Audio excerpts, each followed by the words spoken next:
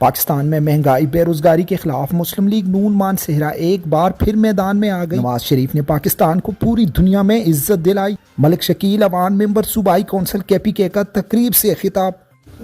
جب بھی اقتدار ہوتا ہے تو یہ جگہ بھی بڑی ہوتی ہے،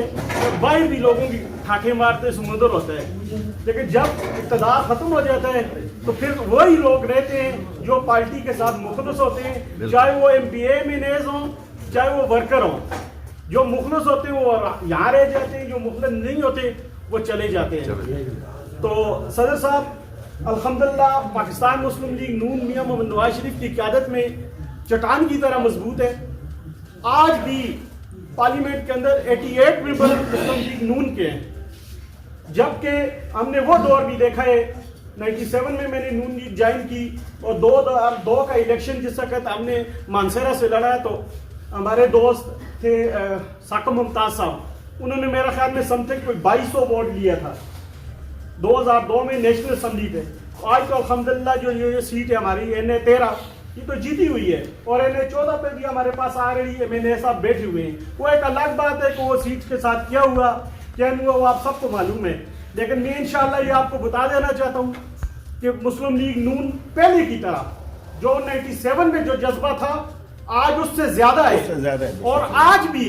جس وقت بھی مسلم لیگ نون چاہے بلدیاتی الیکشن میں ہو یا جنرل الیکشن ہو، انشاءاللہ پورے پاکستان میں کراچی سے خیبر تک انشاءاللہ ہر سیٹ ہم ون کریں گے، لیکن اس کے لیے ایک کیٹیگری ہونی چاہیے۔ وہ کیا ہوگی کہ ٹکٹ نوابوں اور خاندانوں اور خنینوں کو نہیں ہونی چاہیے، ٹکٹ مسلم لیگ نون کے ان ورکروں کو ہونے چاہیے۔ آپ دیکھیں پھر انشاءاللہ اللہ کے فضل و کرم سے سیٹیں کس طرح نکلتی ہیں۔ ہاں یہ میں نے PK30 بھی دیکھا ہے اور بھی مختلف اس طرح کے الیکشن دیکھے ہیں، تو میں اس پہ آگے تو زیادہ بحث نہیں کرتا، وہ صدر صاحب خود اس پہ ڈیبیٹ کریں گے۔ ٹکٹ ایک ورکر کو ملے، چاہے وہ یونین کونسل کا ہو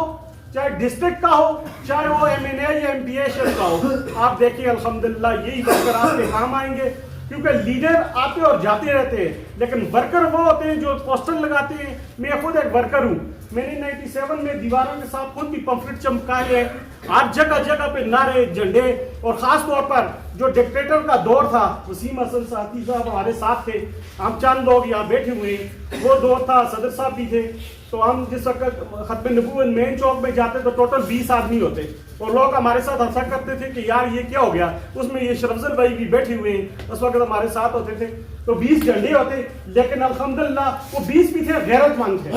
تو آج بھی میں کہتا ہوں جو اس اندر جہاں بیٹھے ہوئے ہیں الحمدللہ یہ مسلم لیگ نون کے غیرت مند سپاہی ہیں۔ انہوں نے یہ نہیں دیکھا کہ وہاں دوسری طرف کیا ہو رہا ہے، اس وقت اقتدار ہے، PTI کی گورنمنٹ ہے، ہر کچھ ہونے کے باوجود سب کو دعوت ملی کہ آپ PTI جوائن کرو، آپ آؤ PTI میں آپ کو اچھے اچھے عہدوں پہ رکھا جائے گا، لیکن انہوں نے کہا نہیں، ہم انشاءاللہ میاں نواز شریف کے سپاہی ہیں، سپاہی رہیں گے، اور میاں صاحب کے ہر قدم پر ہر حکم پر انشاءاللہ اللہ پہ